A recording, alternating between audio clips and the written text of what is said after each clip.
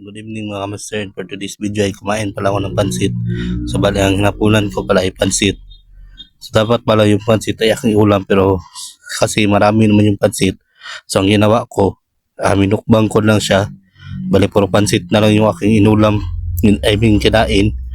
Hindi na ako nagkanin. So yun na lang yung kinain ko yung ulam. So yan pala tumayo ako sandali kasi kumuha ako ng tinidor kasi nahirapan ako kumain gamit kutsara. Ang hirap kainin ng pansit gamit ang kutsara. So, yan, bali, tuloy ko na yung pagkain ko. Kumakain ako dyan. So, yan ang bali yung ginawa kong gawin. Kumain ako kasi galing akong simbahan. Tapos, pag dating ko ay maraming pansit. So, yan na lang yung aking, yung ginawa kong hapunan. Hindi na ako nagkanin. So, yan, hanggang dito na lang. Bye-bye.